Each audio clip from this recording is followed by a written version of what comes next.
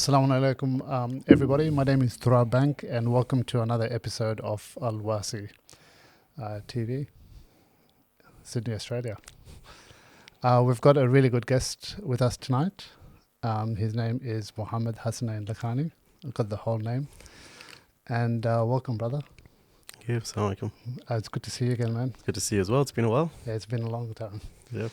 So I'm based in Sydney. You're based in Brisbane, so we don't get to see each other as often, unfortunately. But it's really good to see you. So just for the audience, if you can give us a bit about yourself. Yeah, sure. Yeah. Well, firstly, it's a pleasure to be here with Alwasi TV. I am a chartered accountant and a registered tax agent. I have been in the tax industry for just over a decade, and my passion is helping the community work through some of the obstacles that are related to tax and accounting, be it individuals or businesses, and overall just trying to help the community grow financially, I guess. Yeah, brilliant. And the views you'll be representing tonight will be that are solely of your own, I presume. And of course. Yeah. Of course. As always, we've got to put that disclaimer in that none of this is formal advice. Correct. And everyone should reach out to a qualified and registered person to discuss their own circumstances. Yeah. But I guess what we're going to be discussing today is just going to be pointing people in the right direction to kind of get them on track. Yeah, so a lot of tax questions. We've gone through this a little bit before. We're going to talk about tax benefits and charitable giving. We're going to talk into investment properties and starting a business, which is mainly around the structuring of those sorts of vehicles and the like. So to kick it off, some of these questions will be very easily answered, probably take a little bit of time, and others will probably need to elaborate upon. So to keep it interesting, we probably want to keep this to, maybe an hour and a half, if we can. Yeah. So so we'll start off now with tax time. It can actually be quite overwhelming for some people. Just some key dates and deadlines people should be aware of. Yeah, no, it's a good place to start, especially given it is tax time now. I guess starting off with individuals, your standard tax return due date is normally the 31st of October if you're doing tax returns yourself. But if you're going through a registered tax agent, you are able to get extensions up to either the 31st of March or the 15th of May, just depending upon how much your tax liability was in the prior year. So you've got three main dates there: 31st October, 31st of March, or the 15th of May. Okay, and then when you get your tax return, like I use an accountant to do all my tax, they tell me, okay, this is your liability. Do you have a deadline for that date as well? Yeah, absolutely. Yeah. So normally if you're lodging earlier, say before Christmas, your tax payment deadline is somewhere around January. But if you're lodging for the 31st of March, you normally get 28 days after the lodgement deadline to be able to pay. So for the 31st of March, that turns out to be somewhere towards the end of April. And for those who are due on the 15th of May, their payments are normally due by the 5th of June. And can they be subject to like interest and the like if you don't make those payments within that period of time? Yeah, absolutely. I mean, the ATO has the prerogative to charge penalties for late lodgements or late payments. And with any amounts that are outstanding, there's always a GIC, general interest charge, that's attached to them. And I guess for a lot of people who opt to go for payment plans, perhaps don't necessarily realize that you're agreeing to pay the ATO a certain amount of interest, for that financial arrangement.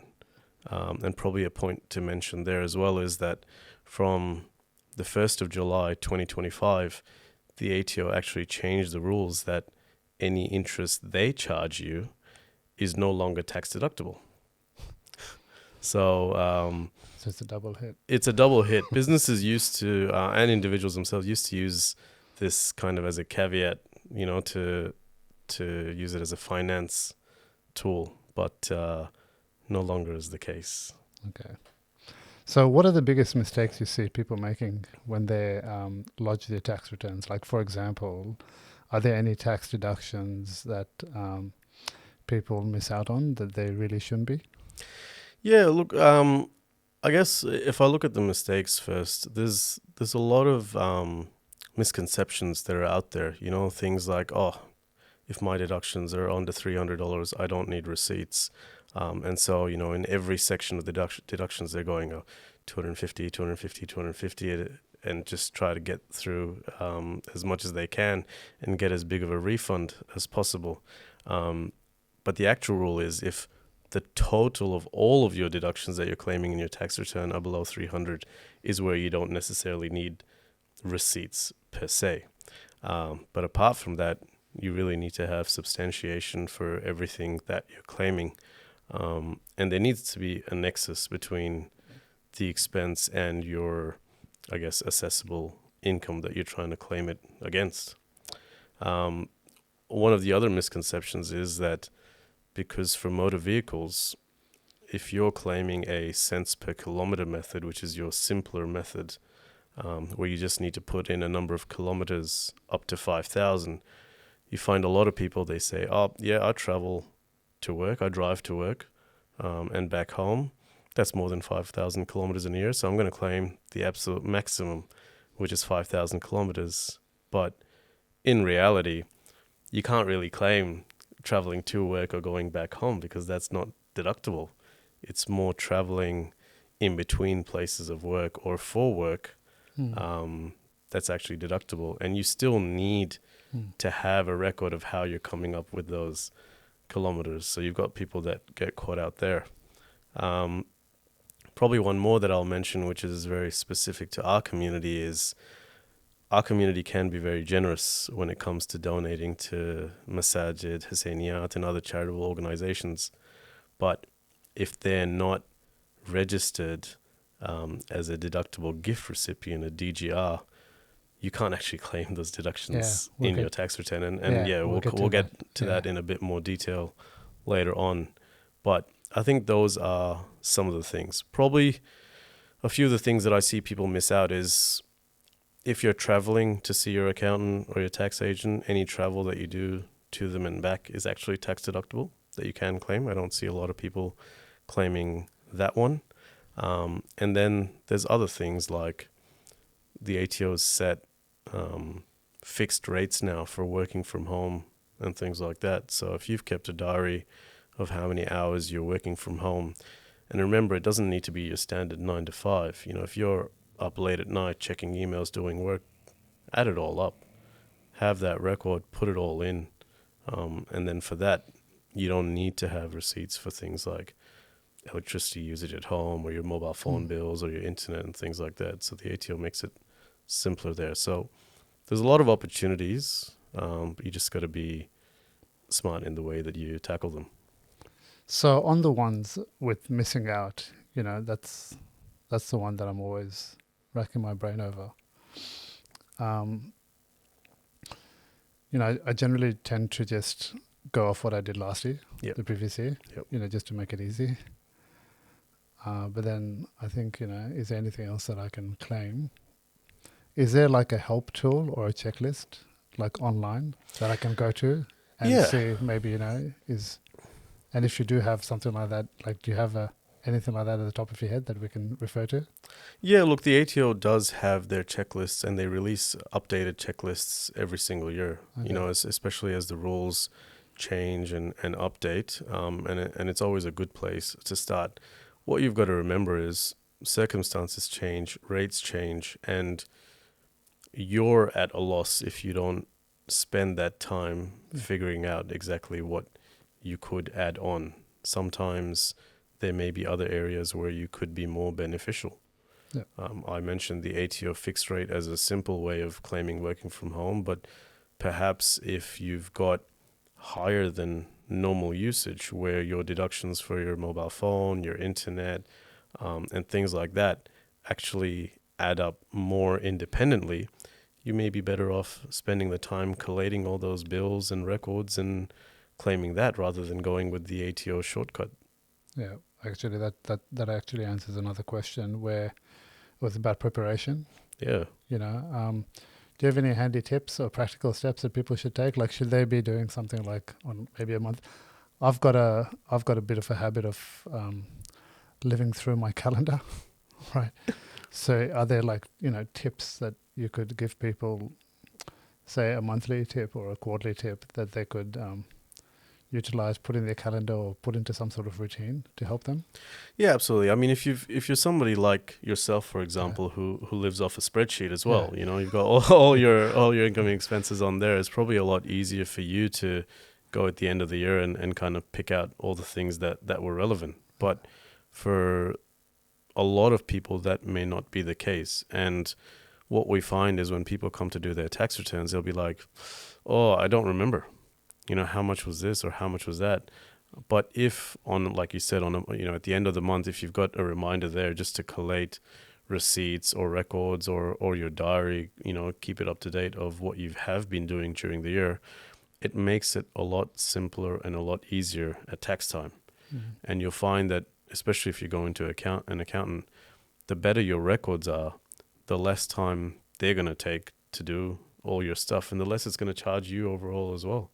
So you've got a win-win situation where you could be paying less overall, plus you could be entitling yourself to more deductions. I think one of the things that I always tell my clients is keep a record of everything, bring us everything, and we'll help you determine whether anything is relevant or not. You're better having more than less. Yeah, I remember going through a program at work. It's called the Personal Efficiency Program. Yeah. But really it was just about that. It was about calendarizing things. And I've got a tax calendar in my as one of the folders there, and it's labeled by ear. So as I pay things off, I'm slowly flicking them, putting things into that folder. Excellent. Just so that when tax time comes, I know. And if it's something that I doubt, when in doubt, just put it in. Absolutely. Because then the accountant can do their job. Absolutely. 100%. Yeah. You got to remember, the accountant is there to help maximize your tax position. They're not just there to rip you off. Yeah. So you can help them by helping yourself as well. Yeah. Any top tips for maximizing that tax return? Look, I think the best thing is just keep records of anything and everything. Okay. Like you said, right? As you go through the year, collate it all into a folder, and more is better than less. Yeah. So many times, even if it's just a small donation here or there, it all adds up.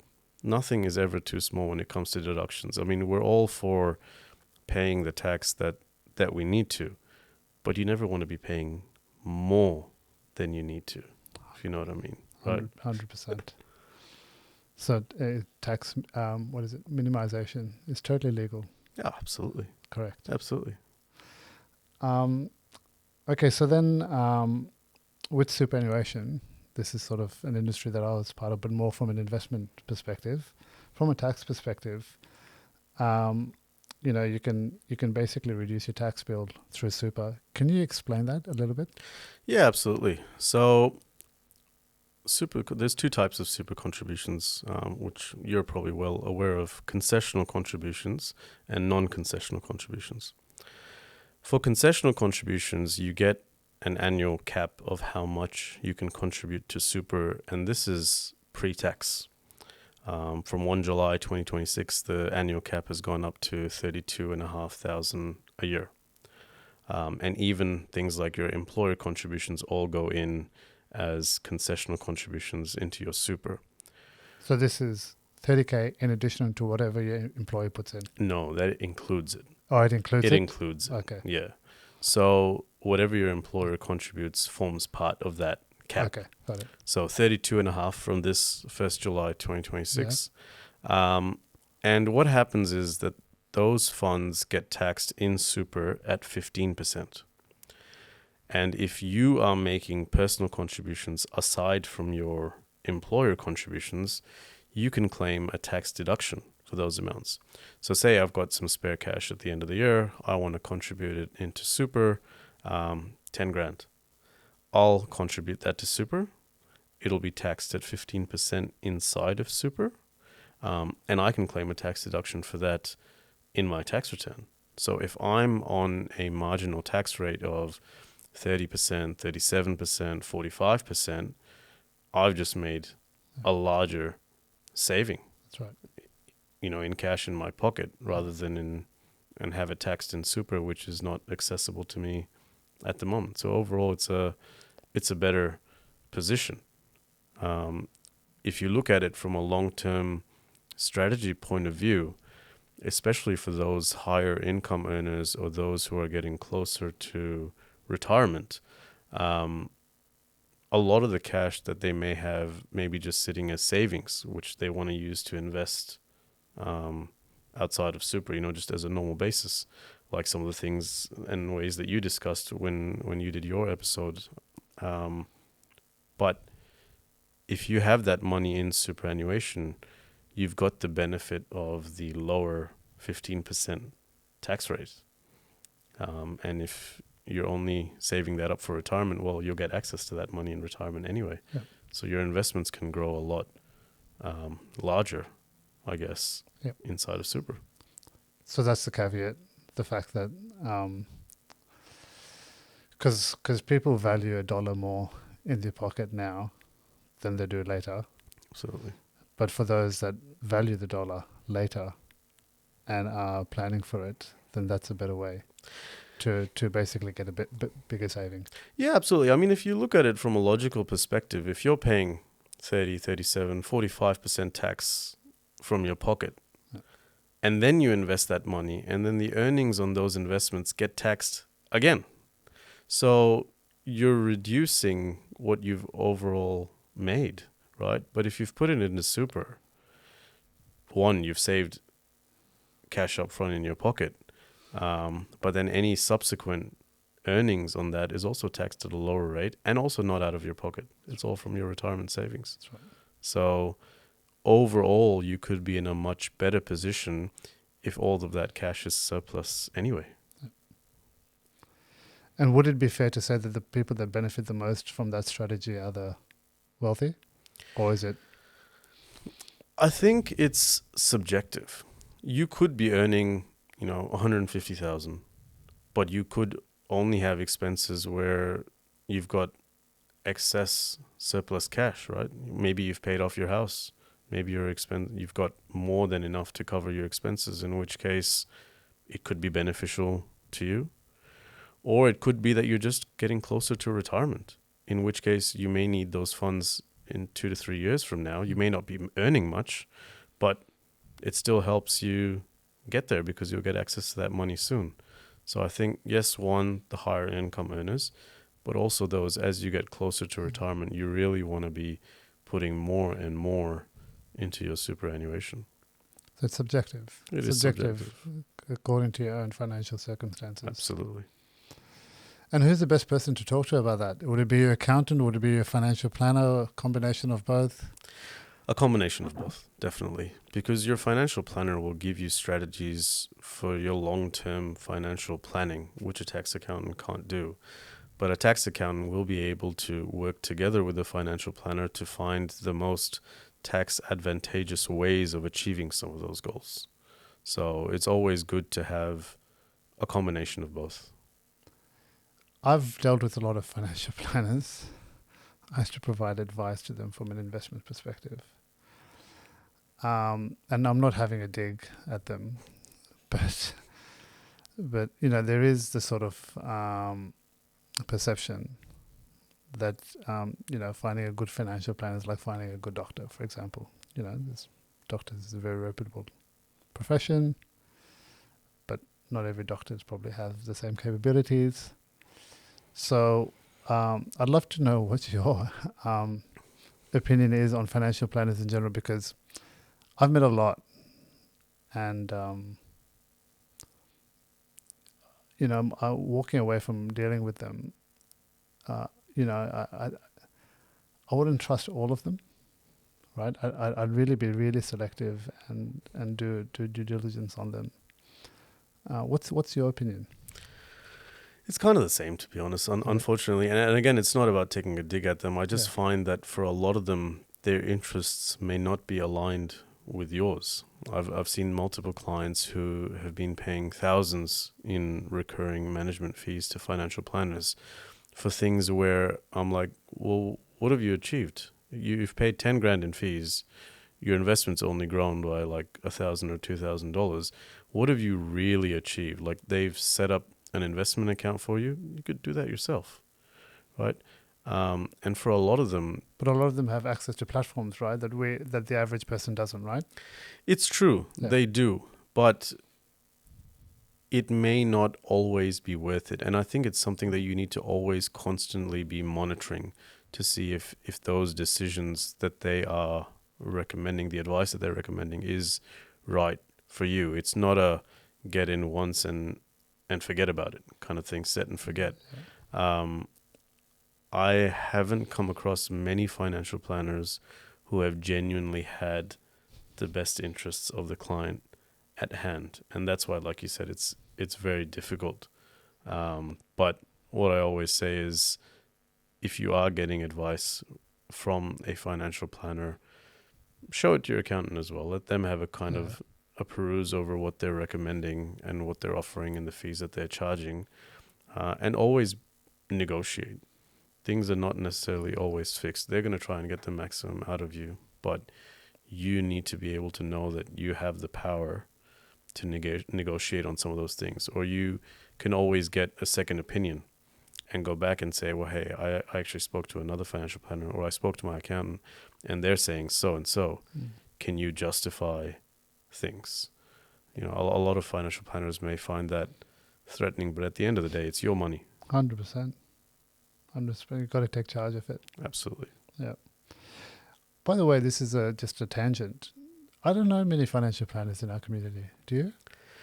So I recently came across a couple of financial planners in Brisbane, actually, and funnily enough, I've set up a few meetings with them in the coming months, because one of the biggest issues that I'm having from my clients is when they ask me for a financial planner, I've yet to find a trustworthy one that I can recommend. But I'd like to hope that the ones that I do know of in the community will be beneficial for the community.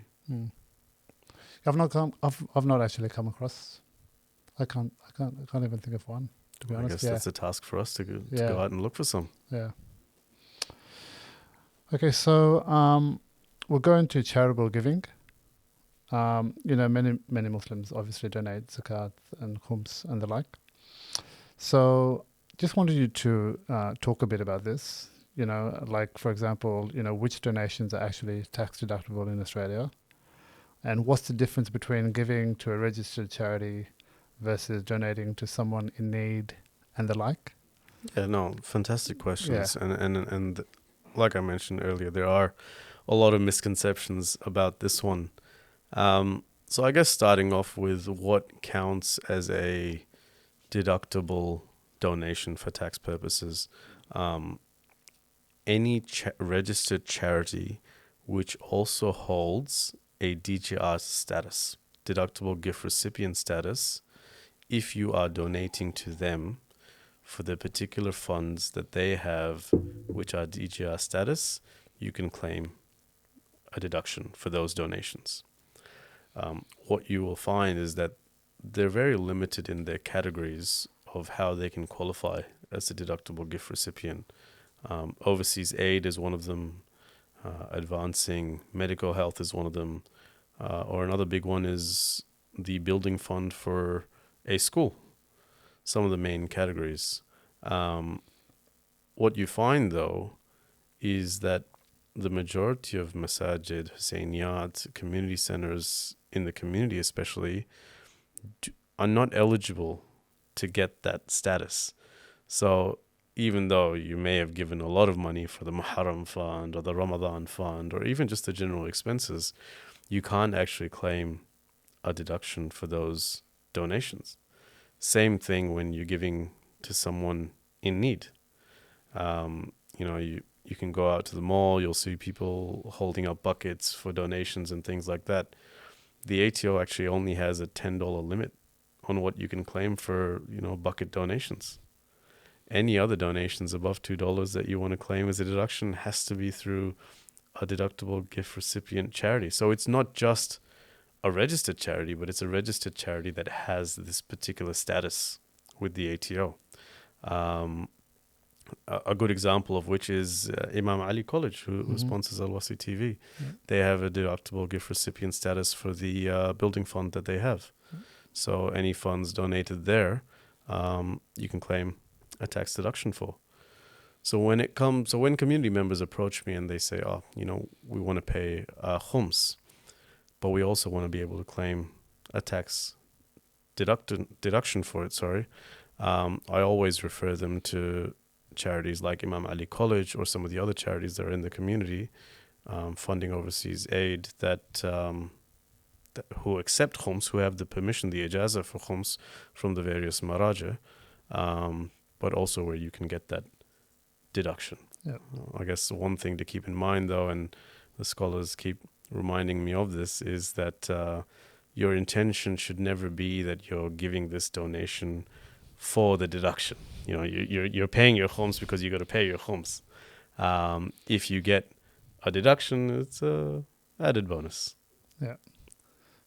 For people like me that are very dunyawi, that's that adds a lot of weight. It happens. It's a very easy trap to fall into. You got people calculating, I've got this much amount of Khums. If I pay it, I'll get this much back. No, that's not. You're not getting your Khums back. That's right. All you're doing is you're minimizing the tax that you've got to pay to the government. Yeah. And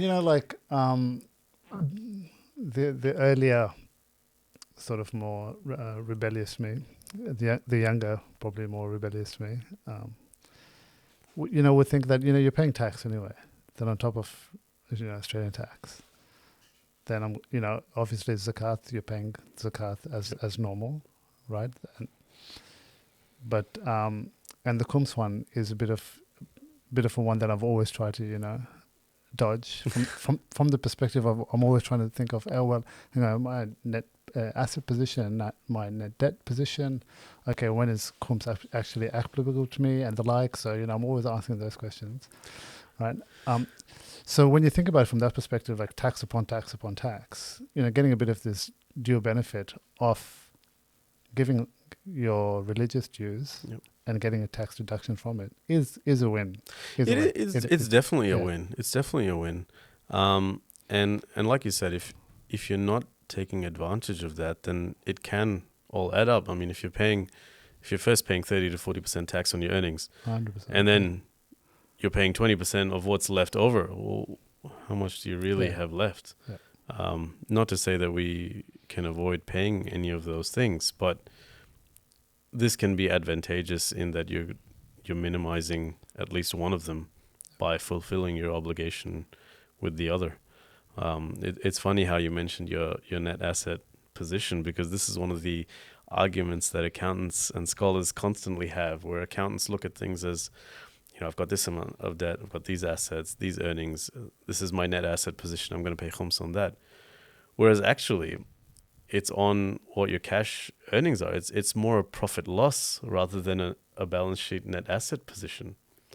And then you also got to remember is that the scholars are doing a lot to get more up to date and more West friendly with the way that things are calculated in terms of Khums. Like you may or may not be aware, Said Sistani, for example, updated his laws for Khums a couple of years ago, where if you have a mortgage on your first home, Said Sistani has actually laid out a whole calculation of how you can defer paying your Khums to help you minimize the overall interest that you're paying and get that house paid off quicker. Yeah. So he's going. So that's asset then. That way is asset. Right? Yes. If you look at it from that perspective. Yeah, absolutely. So I think we're all progressing towards benefits for the community. But yeah, giving it to a DGR just help sweeten the pot overall. So who has answers to these questions? I mean, obviously the Marjas do, but for somebody like me, that if I write an email to a Marja spelling out my actual position, are the chances of me getting an accurate answer from their office? Am I going to have like confidence in the answer that I'm going to get from the office in respect to my situation? Well, it's funny that you bring that up because I've actually had to contact the Maharaja offices for multiple clients where their situations have been a little bit more curvy, let's say. And I found that if I contact the Maharaja's office directly, they may not necessarily understand the situation from our local laws perspective and how things work. And therefore, the responses haven't necessarily been the most, let's say, applicable. But what I did find is if you approach one of the local scholars in Australia who are more aware of how local laws work, they can, one, interpret what the Maharaja's rulings are along with the local law and work with a local tax accountant as well. Yep. I find that you're able to get a lot better responses. And even if they don't have the answer, they have the connections to the office of the Maharaja to explain it in that particular way. I mean, one of the things that we always find is language is a barrier when contacting the offices of the Maharaja. The scholars have that linguistic ability to communicate what we're actually trying to ask. And so I've even worked with a few scholars for some clients on trying to determine, what's the course of action here, because it's not black and white. So take advantage of the local community resources that you have available, and you'll be able to get those responses. Yeah. So this one probably needs a podcast in its own right. Because Absolutely. there's so many questions here. Like just you saying that thing about a profit and loss versus a balance sheet, right? Like just you saying that for me was like, oh, I've got like 10 other questions at the back of my head. I've always thought of it as being a balance sheet thing. Yeah. Right. Yeah. Absolutely. But a profit and loss is very different because then it's either a calendar year or a financial year calculation. Yes. Right. That you're doing. Yep. And it's ignoring your net asset or liability position on the balance sheet. It's totally ignoring that, and you're working off one set of rules. Yeah. But then you're saying Said Sistani, has got something there about mortgages, which then talks about. Then you're bringing that balance sheet equation back, and so it can get complicated. It can get complicated, and one thing that I've yet to understand is why there aren't necessarily Khums tax accountants out there. Yeah. And I think that's a very big gap in the community, because it's not a simple thing. I was speaking to a scholar just last week actually, because in one of their Khums seminars, their seminar was actually in Canada, and they mentioned that for one of their retirement funds, which is very similar to superannuation, they mentioned that because that fund has, money in it and it's growing, you need to pay Khums on that year on year. And I'm like, wait a minute. I don't have access to my super. Yeah. If you're now asking me to pay, not that I have any issues with paying Khums, of course, but if you're now asking me to fork out more from my pocket. Could be a cash flow. You could have a cash flow issue, right? Because you don't actually have the cash flow. What if I can't afford to do that? Yeah. How am I meeting my religious dues and obligations if that's the case? So I called up the scholar and I said, what do I do about this situation? And he said, look, it's a very good question. And he said, for Canada, there are ways where they can get access to those funds and hence it becomes applicable straight away. But for yourself, what you actually need to do for superannuation in Australia is you need to keep track annually of how much has gone into your fund. That includes employer contributions. And you can get that from your super statement, even at retirement. Yes. So what you probably have to do is just go through your whole superannuation. Exactly. So over the years, because the employer contributions technically count as your earnings, you need to add up what the Khums would have been liable on those earnings up until retirement. And when you get access to those super funds at retirement, you first got to pay off that Khums. That's right. There's a Khums bill. There's a Khums bill. Yeah. When you get access to your super. Yeah, that's right. So, I mean... That's how I thought of it. Yeah. So I thought at retirement, if I get there, then there's a tax bill. There's a Khums bill. Sorry. There's definitely a Khums bill, but a lot of people don't think about it that way, right? Yeah. I mean, when I was discussing with a few other local community members, they were like, "But that's my retirement fund. You're Khumsing my pension," but that is a reality. But it does make sense. It does. It does make sense because, especially living in the West, our standard of living, alhamdulillah, mashallah, like it's very good. You know, I mean, I don't see that as being onerous. Not at all. No, I think it is a responsibility. It is. Yeah, it is. I mean, if we didn't have the superannuation system, and if those funds were just coming directly to us, we'd be paying Khums on it anyway. correct. Just because it's going into a fund Correct. doesn't necessarily mean that. Correct. You know, Or you would have paid off your house earlier, and at some point you would have had to pay it anyway. And Exactly. X, Y, Z. Yeah. Exactly. So I think we need to approach those things more from a positive note, rather than be like, oh, more tax to pay. You know what? We need another podcast on this. We do. Probably with yourself and probably some other expert. Yeah. Rather than me on this, and we'll tell Saeed Hassan that we need a specific one on Khums. Yeah. Oh, fantastic. I think that'd be really good. Yeah. It's definitely a topic that needs to be delved into more deeply. Okay, so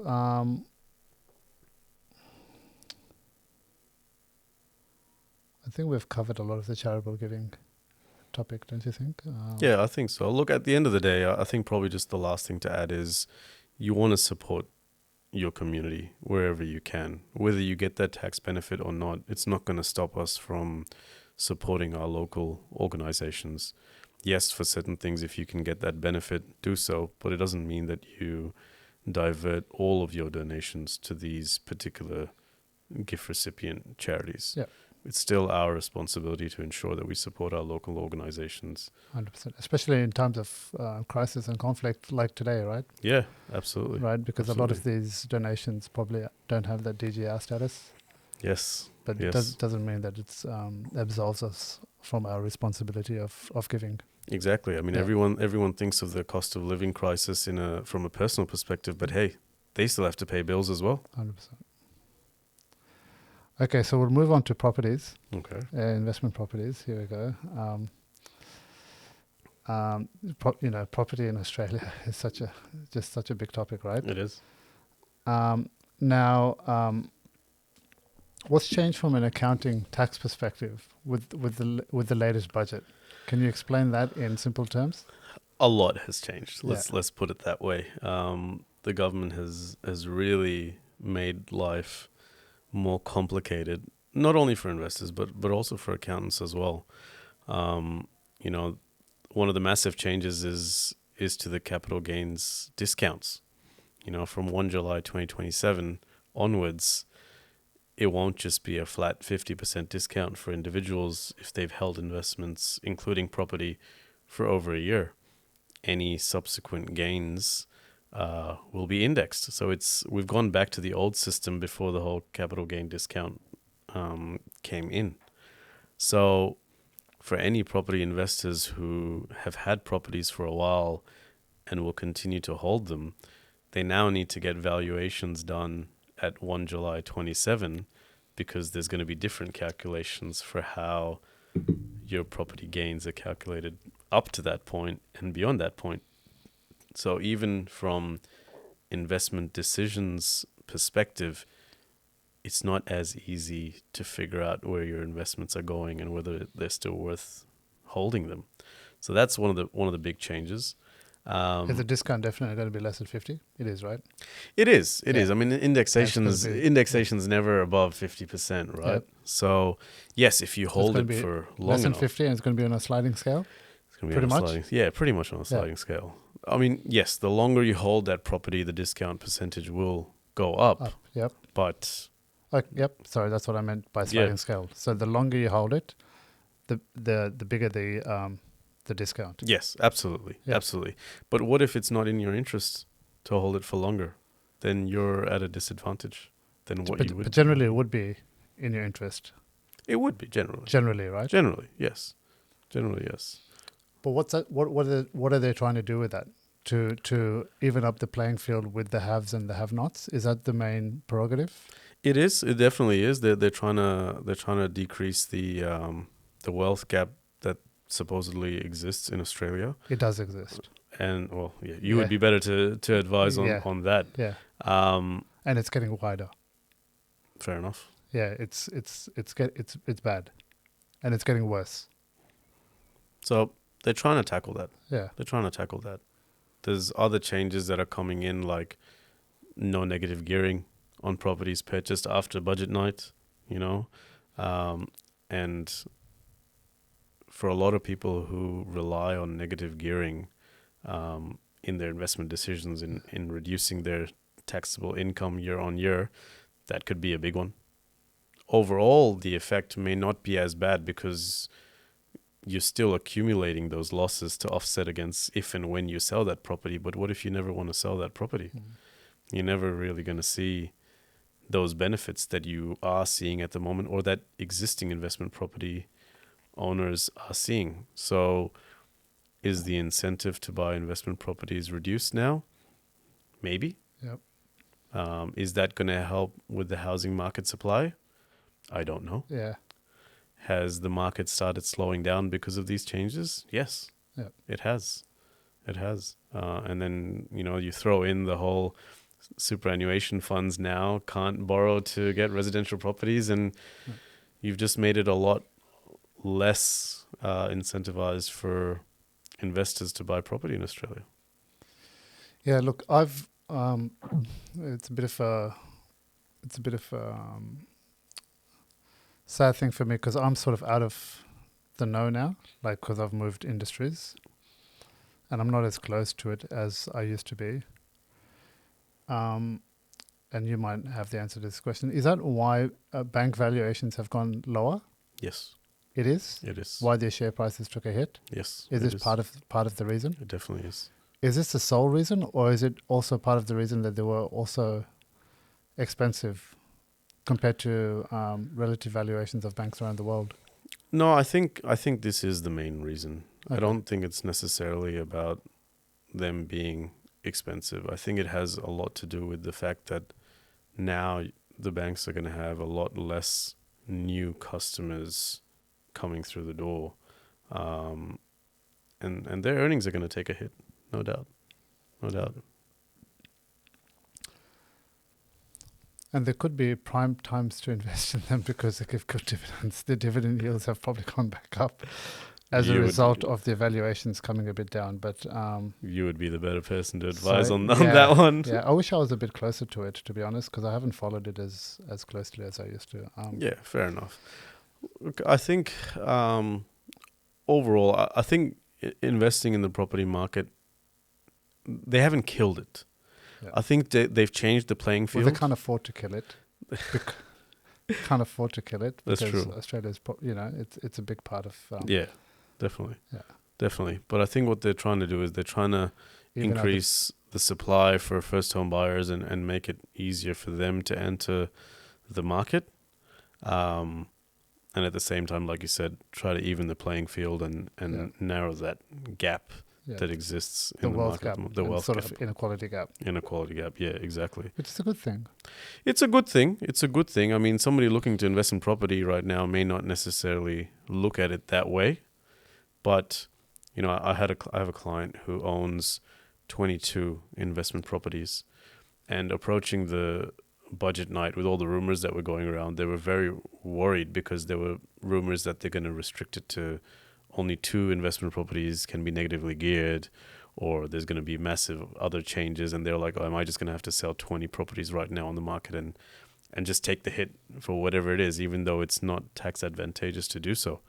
But for anyone who's held existing properties, at least in terms of negative gearing, everything stays the same. It's only for new investors that you can negatively gear up to 1 July 27, and then your losses get quarantined and can only be offset against any potential capital gain on a property when you sell it. Okay. So it sort of does protect people that have gone down that strategy of putting their wealth into properties. Yeah. But on a forward-looking basis, it wants to change the dynamic. Yeah, absolutely. So that, in the following generation or 2 generations to come, you don't actually have that problem that we currently do. Very true, very true. The only one part of it which hasn't necessarily made sense to me is that they've left things as is for brand new properties. So what they're telling people is if you want to buy a first home, all the investors now are going to be targeting brand new properties because they can continue to negatively gear, etc. And that's to stimulate properties getting on the market. Yes. Got it. But if you're a first home buyer, that's going to inflate the prices of those properties, so it makes it even harder for you to get in. Exactly. Okay. So all you're going to be left with is all those existing older properties. Man, we should meet more often. You teach me so much. Alhamdulillah. Oh, I've learned a lot from you over the years, Turab. You helped me make a lot of money during COVID.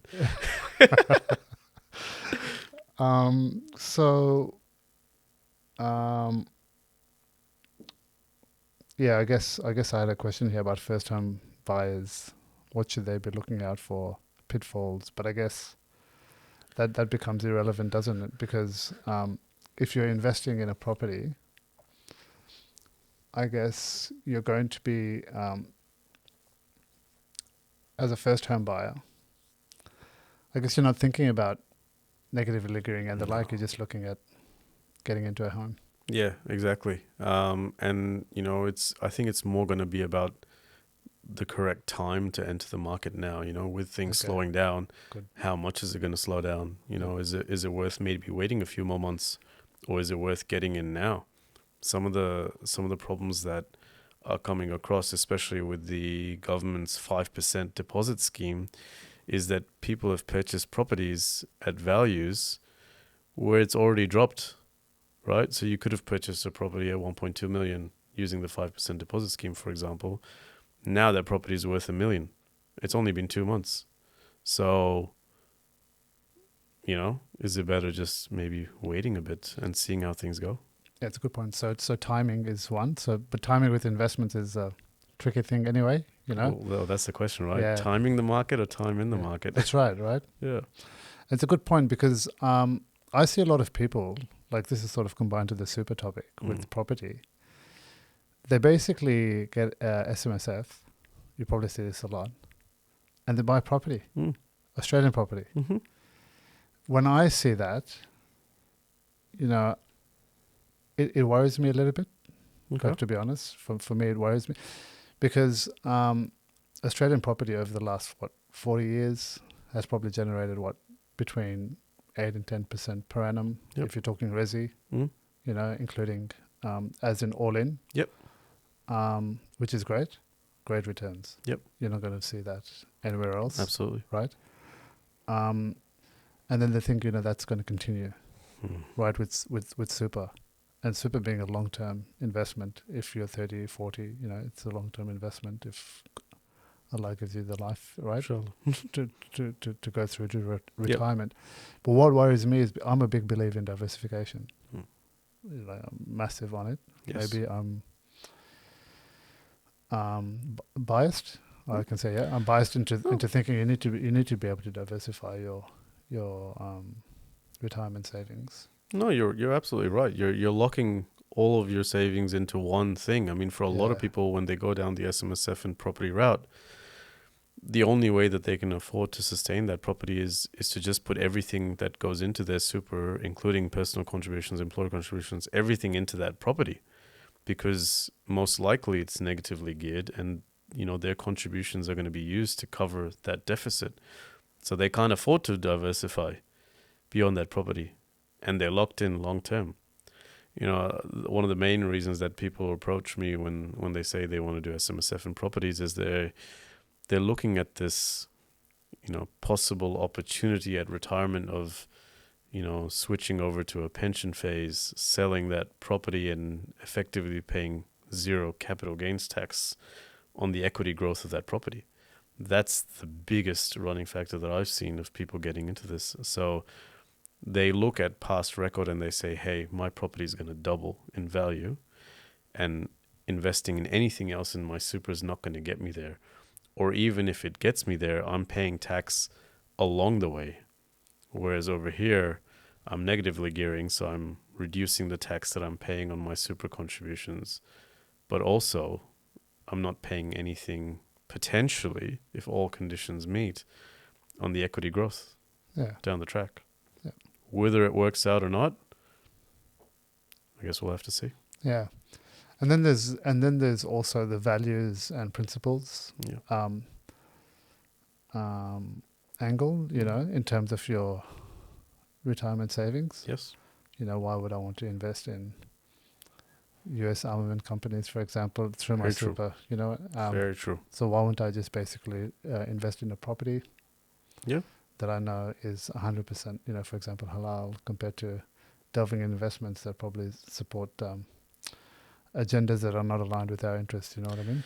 Absolutely. And I think your website has definitely helped a lot of us in the community be able to write those letters to our super funds and demand those answers. And like you've mentioned so many times at so many places, they're obliged to respond. And we've seen the effect in some super funds where they've actually changed their asset allocations because of this. So, I think it's just... So Australian Ethical have and Hester have. Yeah. They've both actually divested from the list that the UN have provided in terms of investing in companies that have, let me get the right terminology, companies that have contributed to war crimes in occupied lands. Yeah, absolutely. Right, yeah. It's just a credit to the community of what they're able to achieve if they all come together on the same page. We have the ability to make these changes. And although SMSFs, like you said, is a very good option to be able to bring things back in your control, it may not be feasible for a lot of people. Yeah. Especially with those people who have lower balances. Yeah. What do they do? Yeah. Is there a I remember this is a long time ago, maybe 10 years ago, they used to tell me, if you don't have anything more than 300K, don't worry about an SMSF. Is there a figure like that now?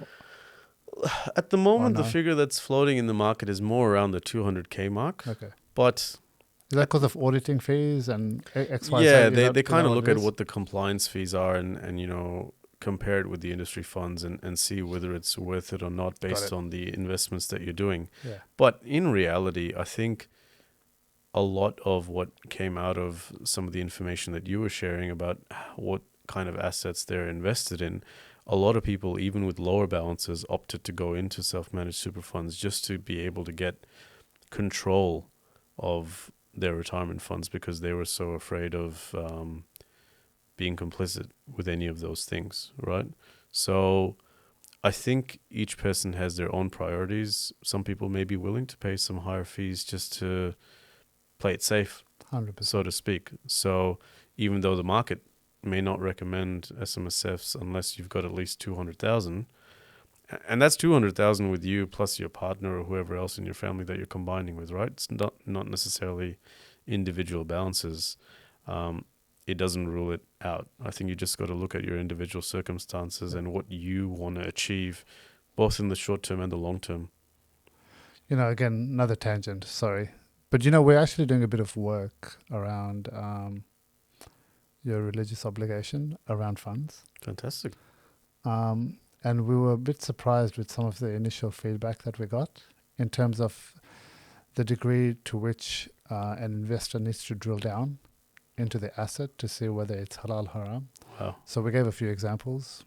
We've written a bit, sent it to a few scholars. It's currently been translated in Iran and the like. Excellent.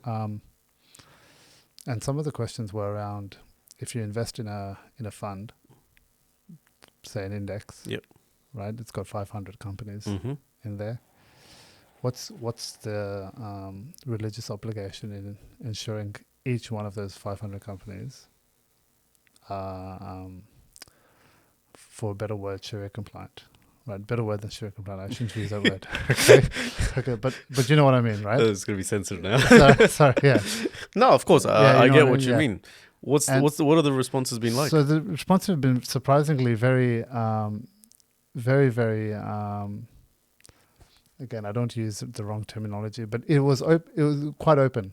Hmm. Okay, I'm not going to use. I was going to say progressive, but I'm not going to say that. Okay, okay, that's got its own connotations, right? Yeah. They were open, Hmm. and it was look, it's not on the mukallid to be able to deduce to the nth degree where this money and how it's going to be invested works. Hmm. And then because one of those companies in of themselves might be a conglomerate Yeah. that has multiple other companies Yeah, exactly. and multiple other exposures, right? Yep. So I'm sure if you go down, you're always going to find something wrong. Absolutely. So then there's that balance with practicality. What is actually practical, and where does the onus of responsibility lie, and how sophisticated is the actual mukallid? Like, with the sophistication levels for somebody that's well into the investment management industry versus an 18-year-old person that has just joined, got a job at McDonald's or whatever it may be. They have different levels of sophistication and understanding, and therefore they have different responsibilities. So it's very, very open, and the discussion's still ongoing. We're still getting responses back, but it's very interesting. It's very interesting, and I commend you for going down that route, because again, I think it's something very relevant to people here when they're making their investment decisions about what they should or shouldn't invest in. I remember this was a number of years ago when I wrote to the Maharaja's office to find out about ETFs and just generally investing, because I was like, I can't figure out, like, I personally didn't have the knowledge to figure out where exactly those funds are being invested into. Like you said, this could be 500 companies there, but I didn't have the tools to go and look at what all of those companies are. But and for somebody at that level, the responses were more like, well, if there's no obvious sectors, that could be risky, or maybe, I don't want to use the word again, but maybe not allowed or not permissible per se, then you should be okay.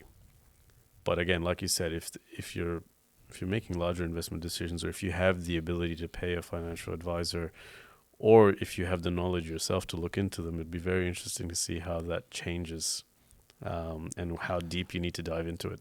Yeah, like again, sorry, it's such a big tangent. We're going off topic. I'm so sorry. But, No, that's all right. but we'll finish with this. They do make a lot of ETFs now that exclude very many sectors. Wow. Yeah, so there's like ETFs that exclude alcohol, gaming, weapons, armaments, manufacturing. There's sectors that exclude. There's country indices that exclude. Okay, they've so A lot of things have changed. a lot of things have changed.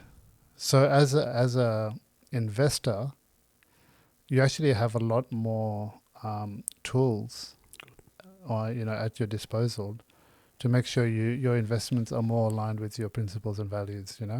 That's fantastic. It's just the thing about bringing that out. Yeah. Bringing that out, formulating it, formalizing it, and then it's a process of education after that. Yeah, well, there you go. I think you've given Said Hassan another topic for Sorry? a podcast. We're just lining them up here. Huh? Okay, so back to topic. Apologies for venturing off. Starting a business. Starting a business. This is a great one. Something I'm very passionate about, because our religion always recommends us to get into business. You've got this concept where if you're employed, one door of rizq is open for you out of, I think it's 7 or something of the like. But if you're doing a business, all doors are open for you. So our deen definitely promotes getting into business and becoming independent. So, I always love chatting to people about how they can start their own businesses. And I think it's important for community members to reach out to professionals to get an idea of how to do things the best way, to help make their journey easier and more sustainable as they go along. Because the more businesses that we have in our community, the better it is. Mm-hmm. And can you just elaborate on the types of structures? Yeah. You've got your sole traders, partnerships, companies, trusts, Yeah. the like. Yeah. Just a little snippet on the different structures that you can potentially use. Yeah. So I mean, if we give a very quick summary overall, let's talk about liability first. So we've got two types of liability here in Australia. You've got limited liability and unlimited liability. So when we talk about sole traders or partnerships, a sole trader is basically where you go and register your own individual ABN and you are the business, right? There's no separate structure, no separate entity. It's you. So Turab, today, if you wanted to start a business as a sole trader, you'd go register your own ABN. Your ABN would be Mr. Turab Bank, and you are the business. But because the business is you have unlimited liability. So if anything goes wrong, or if anyone comes after you, God forbid, for anything that's happened or anything that you've sold, or anything related to your business, all of your personal assets are on the line and it becomes risky. Same thing goes with a partnership. Any partners who get into a partnership, although you may be lodging a separate partnership tax return, there's no actual separate legal entity. So any liabilities are unlimited for any of the partners involved. These types of structures can be beneficial for certain businesses and for certain smaller type businesses. I mean, if you look at a lot of people who are doing ride sharing and things, sole trader, ABN, perfect. That's fine. If you look at farming, for example, a partnership's very good because you're able to share out losses between partners. So it's an appropriate structure and there's less chances of liability and things happening from that perspective. It's your own farm, etc. But for a lot of the businesses, you want to be looking more towards companies and trusts. So a company in Australia is a separate legal entity, and therefore there's limited liability. And what that means is that if you go and register a company, say you're going to register Bank Industries, Pty Ltd, the business that's operating is owned by that separate legal entity, the company. So God forbid if anything goes wrong, whatever anyone can target or whatever is liable is just the assets of the company itself. You're protected by what's called in the industry a corporate veil. Trusts are also another good structure that can potentially have the corporate veil and the separate legal entity as well, if they've got a company structure that's in place as a trustee of that trust, so as somebody who's controlling that trust. So you've got a lot of different structures available. It's just a question of what's the right fit for you, not only from an operating and a liability perspective, but also from a tax planning perspective. How are earnings going to flow through the business to yourself, to other family members, to other parties involved? So there's a lot of decisions that need to be made. And I think what I find with a lot of members in the community is they'll go off and start as sole traders, and suddenly you're running a few $100,000 business as a sole trader and you have no idea what you've done. And God forbid that anybody gets into a situation, but there have been situations where people have lost their houses, purely because they just weren't set up the right way. Okay, so in the company scenario, when a company applies for a loan from a bank, for example, Yep. and the bank asks the director of the company to provide a director's guarantee, what does that mean? Is the director guaranteeing that loan? Yes. Are their personal assets on the line? Yes. If they are themselves guaranteeing for that loan, Yeah. then yes, their personal assets are on the line. But for a lot of businesses, you can, I say, bypass that director's guarantee if you've got enough assets or enough potential business that you can show the banks. You don't always need to be putting in a personal guarantee. Yeah. So that if the business itself can demonstrate its value or the amount of turnover it does or the amount of profit and loss it shows and the like, and a history of that, then you can bypass the guarantee. Yeah. And even if you do need to give a director's guarantee because you're in your early days, you should always be going back to the bank to see how you can remove that liability as soon as possible once you've shown evidence of your being able to service the loan and performance of the business, etc., just to ensure that that liability stays to the company and doesn't go beyond. In this situation, getting specific, would the bank look at the assets of the company first before coming after the director? Yes. They would. Yes. That's where the safeguard is. That's where the safeguard is. And hopefully your business or your company also has sufficient insurances in place to be able to protect for anything like that comes about. Yeah.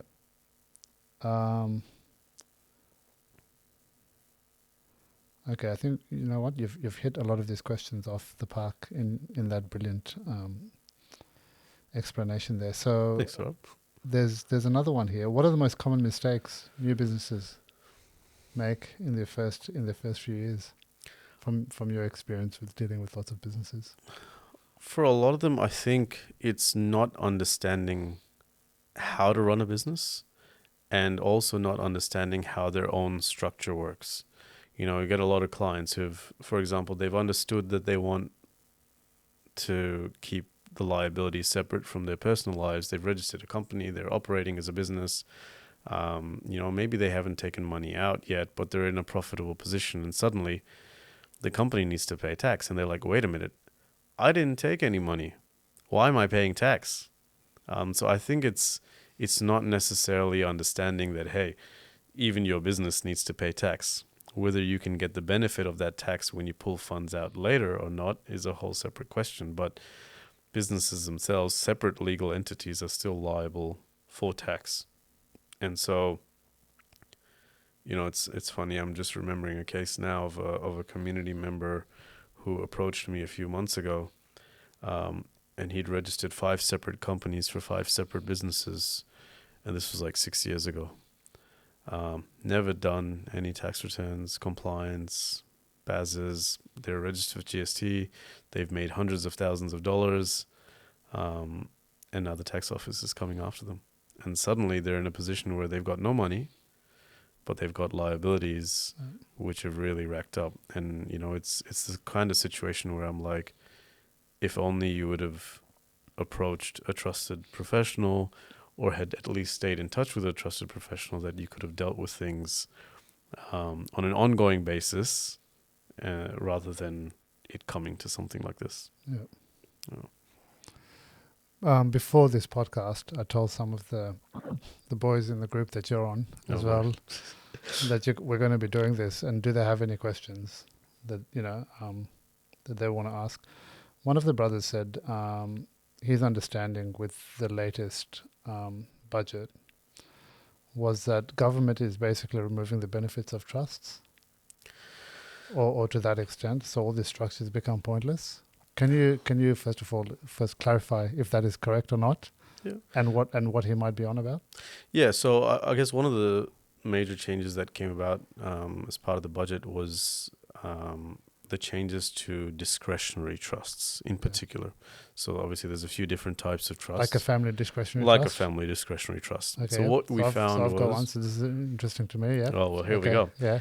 So what we found in the past is that for small businesses, family discretionary trusts were a great tool to be able to distribute profits at the end of the year. Yep.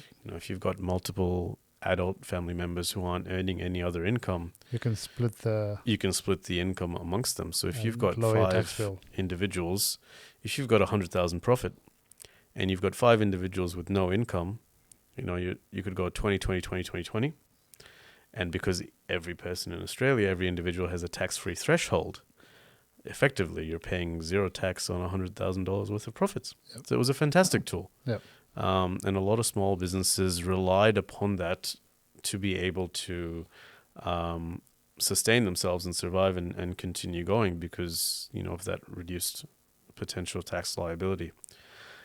What the government has done now, though, is that they've said that all discretionary trust distributions will be taxed at a flat 30% tax rate. So if we go back to the previous scenario where I explained you've got $100,000 worth of profit, Still got to pay $30,000 in tax. so now you've got to pay $30,000. So automatically, it becomes a lot more difficult to determine whether that's the most tax advantageous way of distributing profits. That's horrible. It is. It's a very big change, and there's a lot of people unhappy with it. Not only small businesses, but a lot of people actually use discretionary trusts for investment purposes as well. Because you could be earning 200,000, and any further income that you earn is going to be taxed at the top rate, 45% plus Medicare, plus potentially Medicare levy surcharge, essentially giving half of every other dollar that you earn away back to the government in tax. Whereas if you were investing through a trust, perhaps, you had the opportunity to distribute some of those investment gains and earnings to other family members, especially because discretionary trusts are really good that you can pass down capital gains discounts and things like that as well. Franking credits too, depending on the circumstances. So this is in effect already? So it's going to come into effect? This is all going to come in effect from 1 July 27. Got it. So we've got one more year to do as much as you can. Not saying that officially, of course. Yeah. But a lot of decisions will change past 1 July 27. So I had a few clients approach me already who are operating as trusts, and they're like, well, what are we going to do? And I'm like, well, the way you got to think about it is if you're distributing to people who are already paying more than 30%, well, it's still a saving. Still a saving. Correct. Right? You still got that discretion of how you distribute those profits out. But if not, then you've got to decide whether it's worth paying that 30% or whether it's worth opting for a different structure or a different routing of that income. Yeah, so you could say, for example, there's a couple. We won't talk about which one. And they have an income. Mm-hmm. Instead of putting that income through the trust, they can put it directly to the individual. Mm-hmm. If it's lower than the 30% Mm-hmm. that they need to be paid, and they'll just normally pay the normal tax bill. Absolutely. Otherwise, if they put it through the trust, then it's 30% hit. Is that correct? Yeah, it's a 30% hit, and it's a 30%. So the tax will be the trust will be liable for that 30% tax. Yep. And individuals will get a non-refundable tax offset of 30%. Sorry, say that again. So the trust is still liable for the 30%. 30% tax. And the individual gets a 30% non-refundable tax offset. Okay. So if your tax rate is lower than 30% overall, you can't get any of the tax that's been paid back as a refund. But if it's more than 30%, you'll get the full 30% Correct. credit. If you're on the top tax rate, whatever, 45%, you get at least 15%. Yeah. A 15% rebate. Well, no, you'll get the credit for the 30%, and you'll pay the top up 15. That's right. 15%. That's right. Yeah. So there's a lot of decisions that are going to need to be made prior to that point about whether people need to restructure or just change strategies of how they operate, because the whole playing field for discretionary trusts is changing. I'll let him know you answered that question. It was very helpful for me as well. Thank you. No worries. So we're sticking to time, and we're nearly there. I'm keen to keep to time. So yep. Growing together by supporting community businesses is the topic. These are sort of closing sort of questions. Why is supporting local Muslim owned businesses important for building a healthy community? Well, there's a lot of different factors to look into here, right? One of the factors is that the more community businesses that you support, those businesses will grow. They will have more capability to, for example, employ more people from the community, more jobs, etc. Those businesses will have more funds to support community causes. Those businesses will have more funds that they need to pay in homes, etc., which will then further grow, help the community grow. So it's an overall cycle of growing together. Any money that stays within the community eventually circulates and helps the community itself. If you're growing a business and you're able to hire more people from the community, those people are then going to become better off financially. They will then support more people in the community, and it's just a whole circle of growing and growing. And along with that, there's so many other benefits and advantages of supporting your own community organizations. I mean, socially, the more that you're helping each other, you're getting closer together as a community. You're relying more on each other. If one business is struggling, but you've got other community businesses that are helping them out, they can step in to help because they're all kind of in it together, sort of the thing. I think the concept that we as a community need to work a lot more on, and the Khojas, as you're aware, do this very well, is that we want to grow together. It's not about, I don't want him to grow further or I want myself to grow further. It's that we all need to grow and be financially better off together, because that is a benefit to the community overall. 100%. It breeds independence. Absolutely. Right. Absolutely. And independence gives you strength. Very true. And in times like this, there's no one else really vouching for you. Not at all. Not at all. I think it's getting harder and harder. It becomes even more important in times like this. Very true. Very true. And to have that mindset with our kids as well, I think it's important for us to give them that sort of. So in saying that, what are the practical ways we can do this? Like, is there a business directory, for example, in our community? I believe there is a business directory that's being developed, if I'm not mistaken, by the SMCA.